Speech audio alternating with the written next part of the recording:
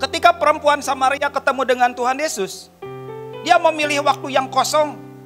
Gak ada satupun yang ingin bersama-sama dia. Dia gak mau, gak nyaman ya dengan banyak orang ngomongin dosa dia. Tetapi ketika ketemu dengan Tuhan Yesus, langsung Yesus lakukan sesuatu yang ajaib. Dia cari perhatian dia, beri aku minum. Lalu gak jauh dari situ, Yesus langsung attack dosanya. Tapi Yesus gak menghakimi. Kita banyak menghakimi. Yesus enggak menghakimi. Makanya Bapak Ibu, kalau hari ini di tempat ini ya ada pelacur yang masuk, sudah welcome gak sih? Mereka bertobat datang ke sini. Orang-orang berdosa masuk. Welcome gak sih? Atau kita bikin tinggi-tinggi nih tembok pagar supaya orang-orang tertentu yang bisa lewatin. Saudara, semuanya tergantung apa respon hati kita kepada Tuhan. Ketika Tuhan ngerjain sesuatu, ketika ini semuanya, daun-daun ini akhirnya ditembus oleh Roh Kudus menjadi terang.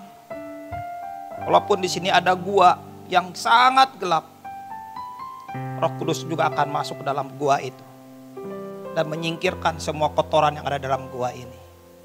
Intinya, kekristenan itu bukan hal fisik, bukan yang dilihat, bukan yang kelihatan, tetapi bagaimana Roh Kudus menyingkirkan kegelapan dalam hidup kita.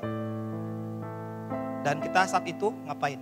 Beralasan atau welcome Tuhan, welcome. Silahkan Tuhan, please, lakukan terus.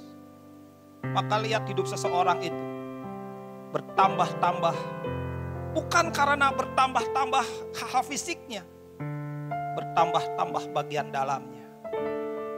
Dan orang itu aneh. Ketika mengalami Tuhan bertambah-tambah bagian dalamnya itu gak seperti sebelumnya. Yang tadinya seperti kalau ibu-ibu masak nasi, kalau belum matang kok berisik ya. Tapi kalau sudah matang tidak berisik. Segala yang tidak matang pasti berisik. Tapi yang matang tidak pernah berisik. Itu menunjukkan bagian dalam. Ketika dalamnya tidak berisik, it's okay. Tapi hari ini gereja Tuhan, umat Tuhan, luarnya tenang, dalamnya berisik. Gak bisa nyampe kepada tujuan Tuhan yang lebih dalam. Karena itu esensinya, kekristenan adalah berkurangnya kegelapan rohani dan bertambahnya terang Kristus dalam hidup kita. Matius 6 ayat 22 sampai 23. Mata adalah pelita tubuh. Jika matamu baik, teranglah seluruh tubuhmu. Jika matamu jahat, gelaplah seluruh tubuhmu. Jadi jika terang yang ada padamu gelap, betapa gelapnya kegelapan itu. Perhatikan yang warna kuning. Jika terang yang ada padamu gelap, itu artinya apa?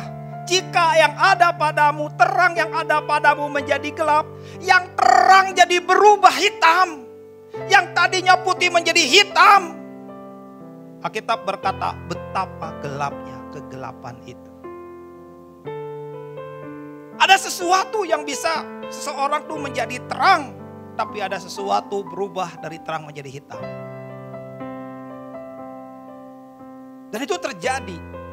Dan Tuhan berkata, jika yang terang yang ada padamu gelap, betapa gelapnya kegelapan itu. Kita lihat dari firman Allah yang hidup.